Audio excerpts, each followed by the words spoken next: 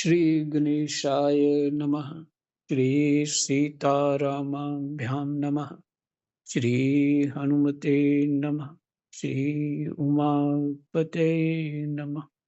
श्री गुरुवे नमः। सब संतन की जय जय। जय जय सीताराम।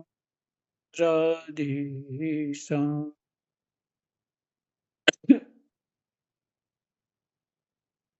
दशम स्कंद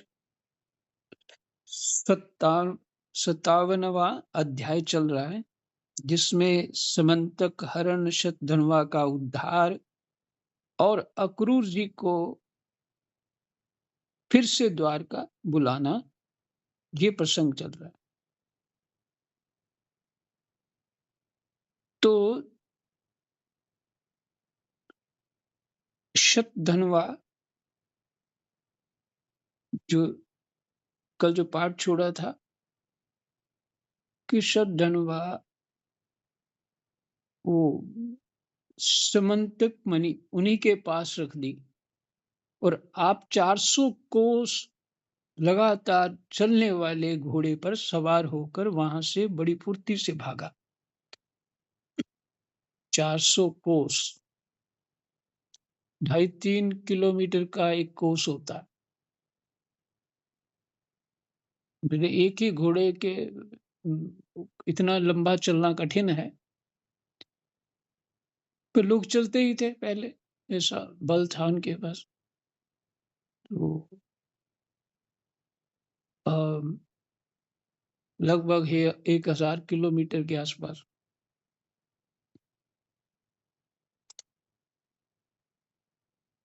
तो ये 18 श्लोक तक पाठ किया। आगे पाठ शुरू करते हैं।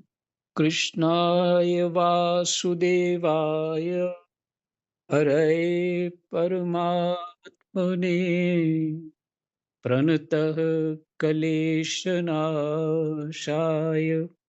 गोविन्दाय नमो नमः।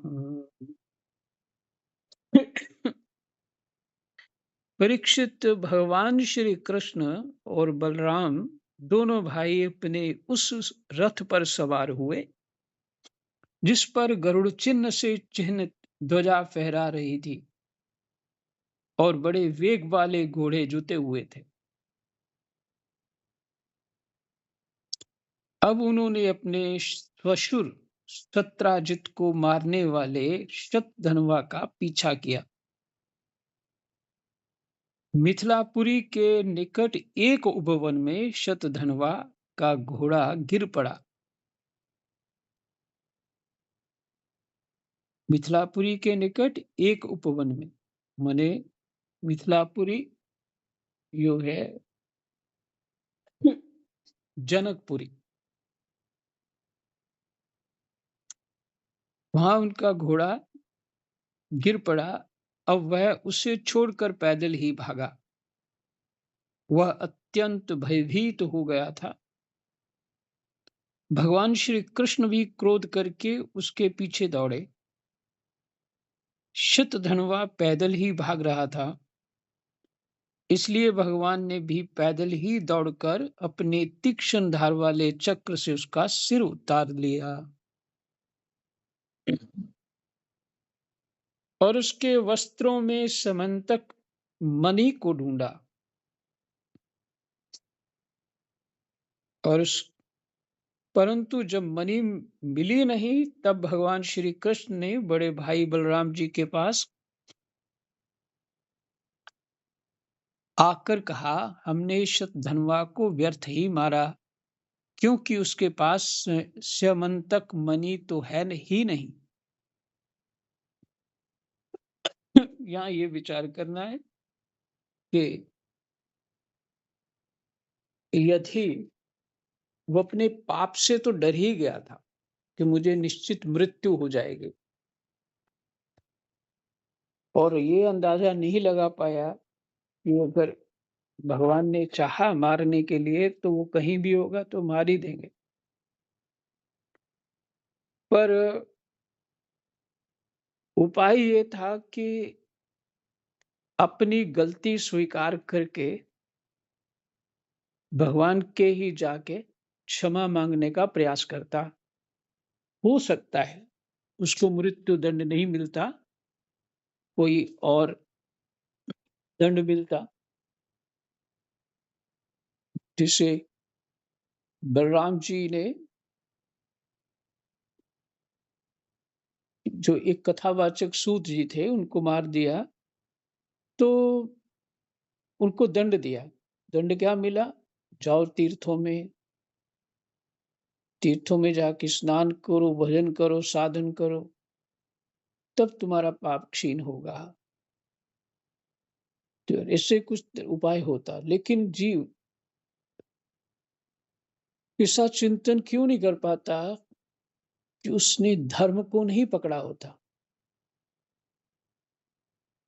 इसलिए उसका ही अधर्म उसे बेबुद्धि कर देता है।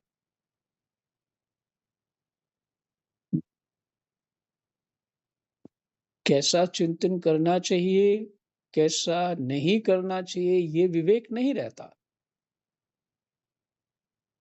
तू भागने लगा कि भाग जाऊंगा कहीं भी, तो भगवान से तो कोई भाग ही नहीं पाया कभी भी, लेकिन चाहिए यही था।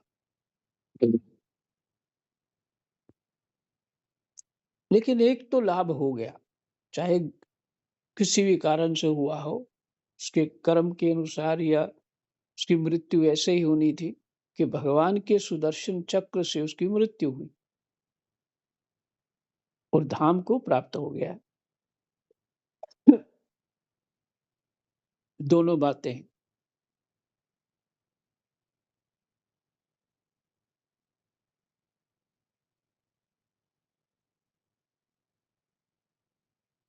बलराम जी ने कहा, इसमें संदेह नहीं कि शतधनवा ने स्यमंतक मणि को किसी ना किसी के पास रख दिया है।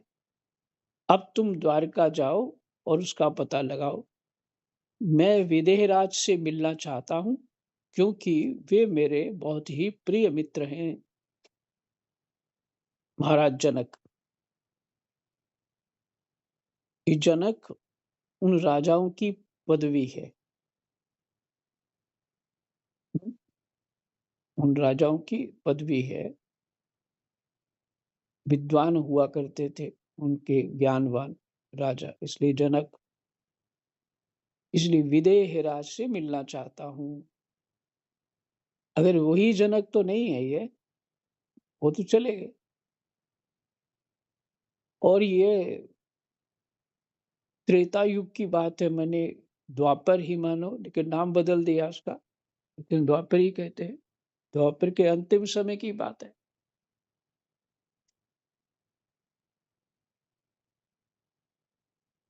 द्वापर के अंतिम समय कलयुग की बात है, कलयुग के आसपास की बात है, पहले की बात है।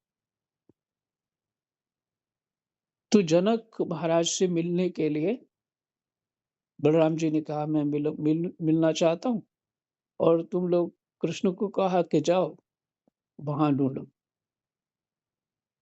पता करो किसके पास है।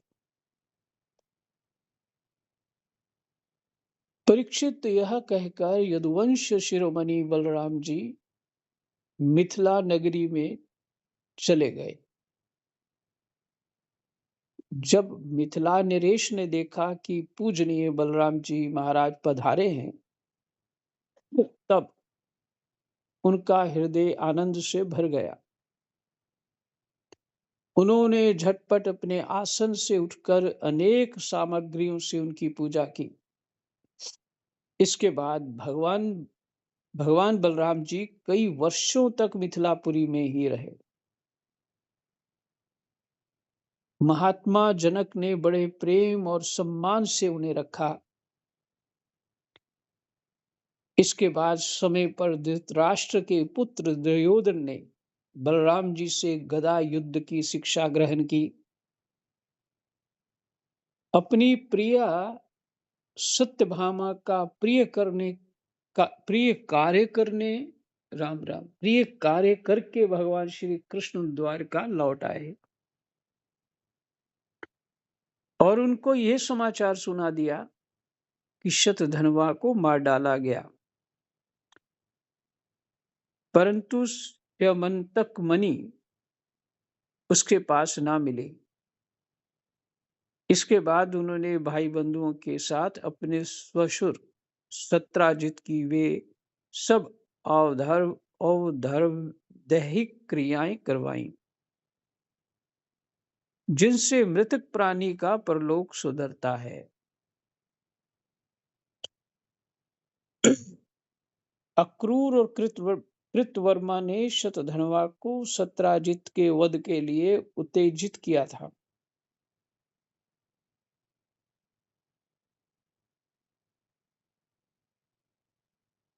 अक्रूर और कृतवर्मा ने शतधनवा को सत्राजित के वध के लिए उत्तेजित किया था।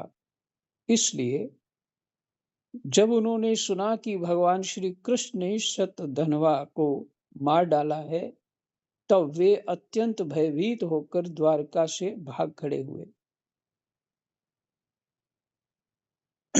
परीक्षित, कुछ लोग ऐसा मानते हैं कि अक्रूर के द्वारका से चले जाने पर द्वारका वासियों को बहुत प्रकार के अनिष्टों और अरिष्टों का सामना करना पड़ा।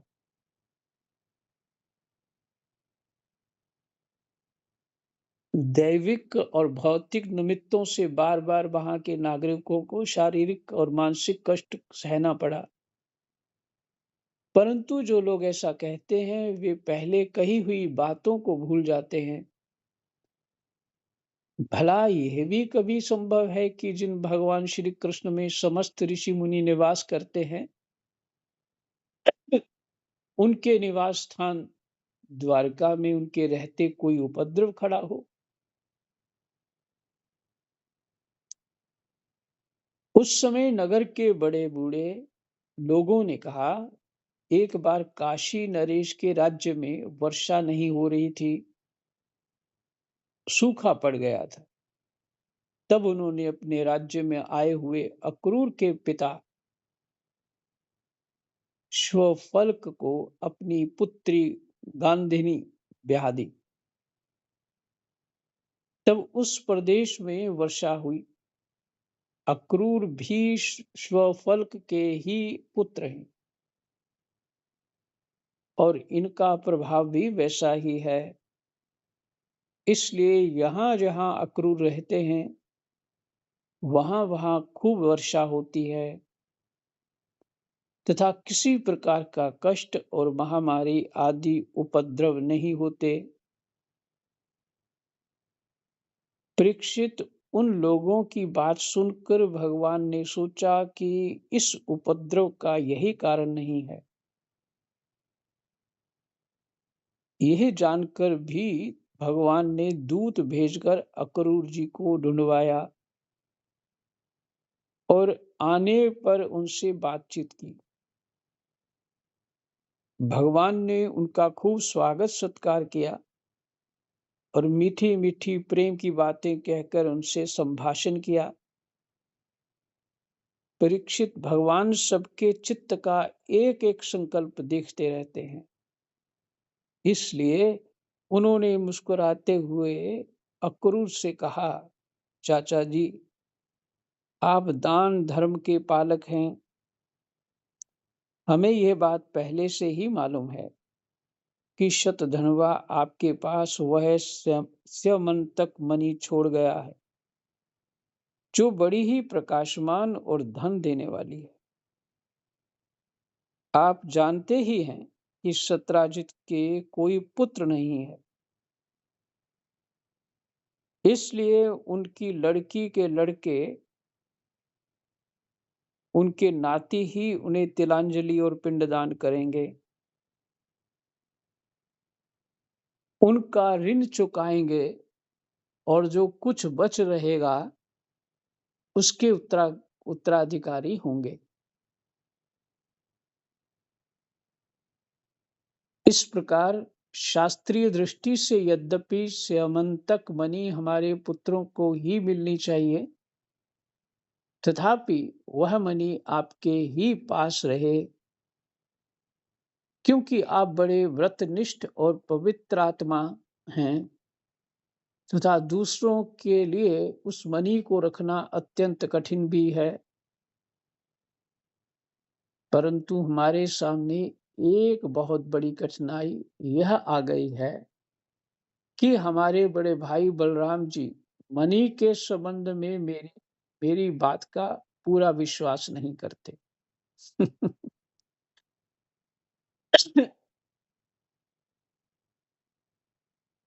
इसलिए महाभाग्यवान अक्रूर जी, आप वह मणि दिखाकर हमारे इष्ट मित्र बलराम जी, सत्यभामा और जामवती का संदेह दूर कर दीजिए।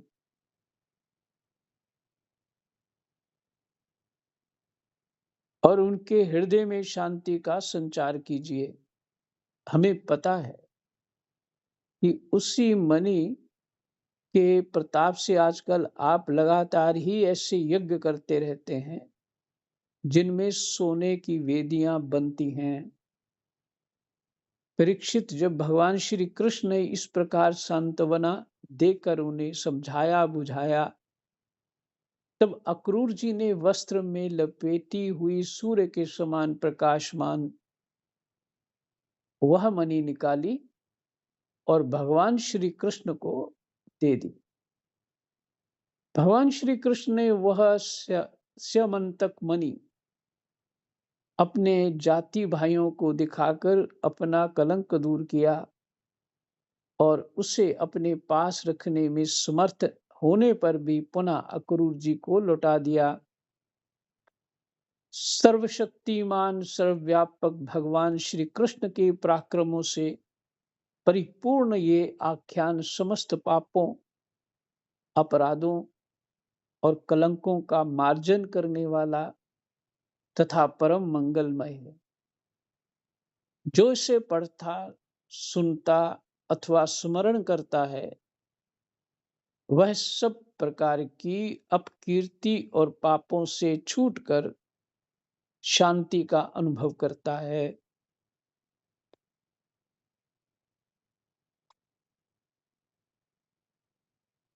मुझे यह लगता है कि ये कथा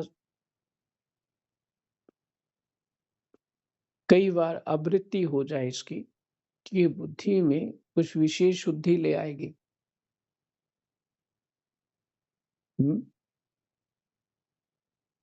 कि जीव अपने स्वार्थ जो है, मौका मिलता है तो अपने स्वार्थ से पीछे हटता नहीं है। भगवान की इतनी महिमा अक्रूर जी ने ब्रज में जब डुबकी लगाई थी तो भगवान का स्वरूप देखा था और स्तुति की थी। जिसे तत्व ज्ञानी होते हैं वैसी स्तुति है उनकी। और फिर भी यहां उन्होंने ऐसी गलती करी। लेकिन भगवान इस गलती को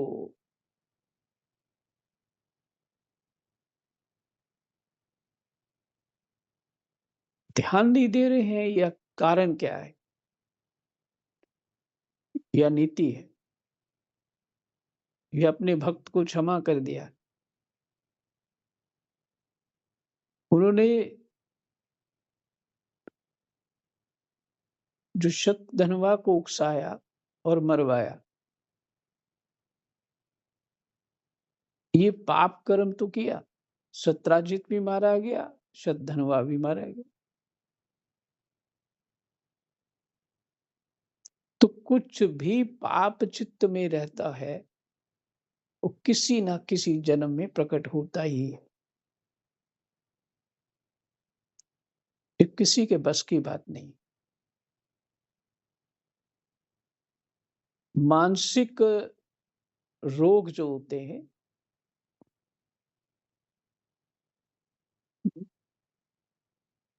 वो इन्हीं के कारण होते हैं। क्योंकि अंतःकरण को पूरा ज्ञात होता है मेरा दोष क्या है, और ऊपर से अपने अहम को बचाने के लिए नया नया नाटक करते रहते हैं। निर्दोष बताने का प्रयास होता रहता है। लेकिन सच्चाई तो पता स्वतः को होती, इसलिए वो चित्त में जन्म जन्मांतर के लिए दृढ़ रह जाता है, भीतर छुपा रहता है। समय आने पे दूसरे जन्म में किसी न किसी रूप से वो पाप खड़ा हो जाता है और वो भोगना पड़ता है।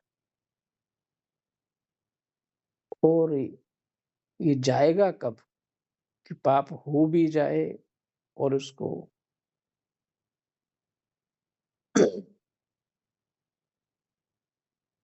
और फल ना दे। उसका उपाय या तो ये है कि जीव सारे संकल्पों को लेकर के समस्त जन्म जन्मांतर के दोषों को ना देखते हुए परमात्मा में इतना तन्मय हो जाए कि अपने आप को भूल जाए। तो उसके समस्त संस्कार जल जाते हैं, लेकिन फिर संस्कार बनते ही नहीं उससे, क्योंकि परमात्मा में ही तन्मयता हो जाती है। जिसके भीतर थोड़ी बहुत कामना रह जाती है, उसके पिछले संस्कार भी बने ही रहते हैं, वो जलते नहीं है।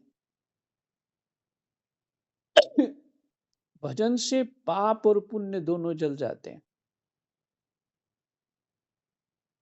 परमात्मा में चित्त दृढ़ लग जाए तो पाप और पुण्य दोनों जल जाते हैं, और यही नहीं चाहिए। यही नहीं चाहिए। जीव तो करता रहता है कि अगले जन्म मुझे कुछ मिलेगा कि नहीं मिलेगा, इसलिए कुछ पुण्य तो साथ साथ कर लूं। ये जीव की आंतरिक दशाएं हैं, भले किसी को कहे ना कहे, पर ऐसा होता है।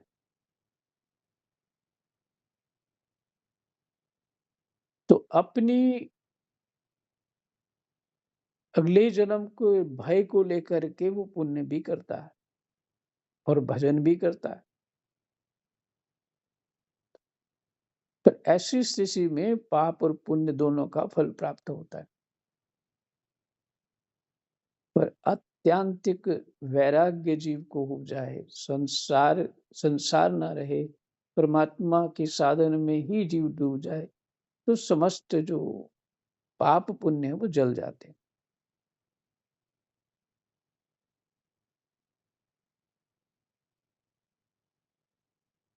सूक्ष्म रूप से ये पाठ हमारी चित्त वृत्ति पे बहुत अच्छा प्रभाव डालेगा।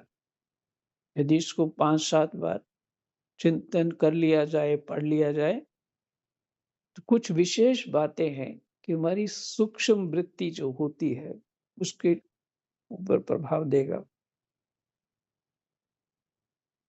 और गलती करने के चांस बड़े कम हो जाएंगे, क्योंकि बुद्धि सही दिशा को प्राप्त होगी।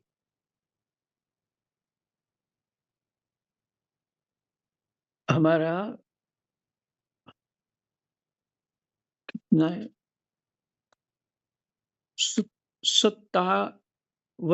57वां अध्याय विश्राम।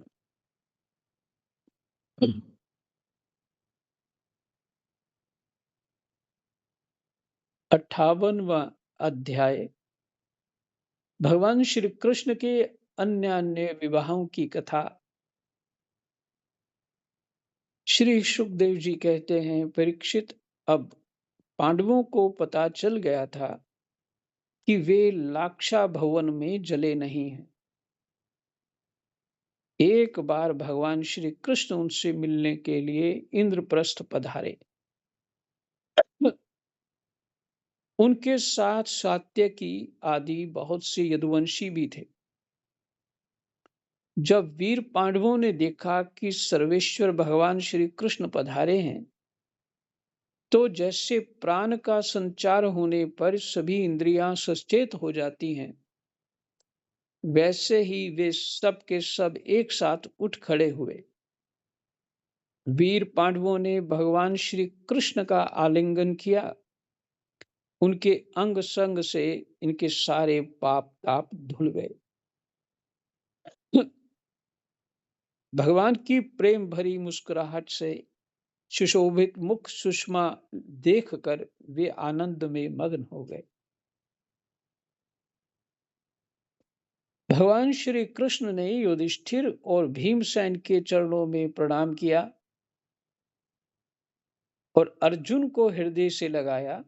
नकुल और सहदेव ने भगवान के चरणों की वंदना की। जब भगवान श्री कृष्ण श्रेष्ठ सिंहासन पर विराजमान हो गए, तब परम सुंदरी श्याम वर्णा द्रौपदी, जो नव विवाहिता होने के कारण तनिक लजा रही थी, धीरे धीरे भगवान श्री कृष्ण के पास आई और उन्हें प्रणाम किया। पांडवों ने भगवान श्री कृष्ण के समान ही वीर सात्यकी का भी स्वागत सत्कार और अभिनंदन वंदन किया। वे एक आसन पर बैठ गए। दूसरे यदुवंशियों का भी यथा योग्य सत्कार किया तथा वे भी श्री कृष्ण के चारों ओर आसनों पर बैठ गए। इसके बाद भगवान श्री कृष्ण अपनी फुआ कुंती के, फुआ शब्द है, फूफी बोलते हैं वैसे, ये बुआ बोल सकते हैं, चलो जो, कुंती के पास गए और उनके चरणों में प्रणाम किया। कुंती जी ने अत्यंत स्नेहवश उन्हें अपने हृदय से लगा लिया।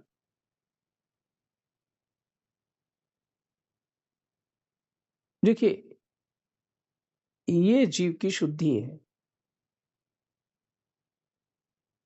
कुंती के पास राज्य नहीं है, पति का देहांत हो चुका है, परमात्मा के अतिरिक्त कोई सहारा नहीं है। पांडव भी दुष्टों के कारण से बड़े अशांत और परेशान हैं। और ऐसी माँ जो है कुंती, केवल परमात्मा की ओर ही देख रही हैं, मनो ही मन। तो भगवान आ गए, तब तो वो है उनकी फूफी। लेकिन हृदय में भगवत बुद्धि है कृष्ण के प्रति, और तुरंत उनको हृदय से लगा लिया। और बहुत संसार में धर्मज्ञ सुखी व्यक्ति अगर भगवान को देखेगा, तो अति उसके पास अगर शुद्धि भी होगी, तो वो चरणों में प्रणाम करेगा, लेकिन हृदय से नहीं लगा पाएगा। क्योंकि बुद्धि काम करेगी कि मुझे अपने संयम में रहना चाहिए। पर ये बल जो है, ये बल कुंती के पास है, भाव का बल। उनको हृदय से लगा लिया। तो भगवान जीव को ऐसी स्थिति में खड़ा करते हैं, सारी मैल उतार देते हैं, तब जीव को वो हृदय से लगाते हैं।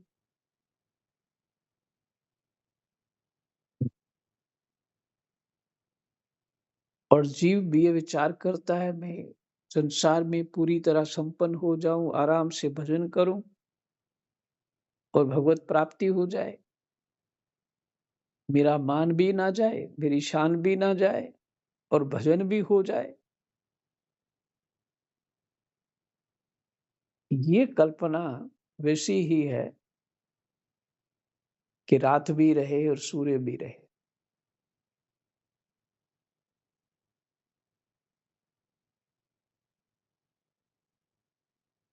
भगवान हमें पूरा चाहते हैं, थोड़ा नहीं। हम इधर भी रहें, उधर भी रहें, ये काम नहीं चलता वहां। तो कुंती जो है, पूर्ण भावना से भगवान को गले लगा लेती। उस समय उनके नेत्रों में प्रेम के आंसू छलक आए।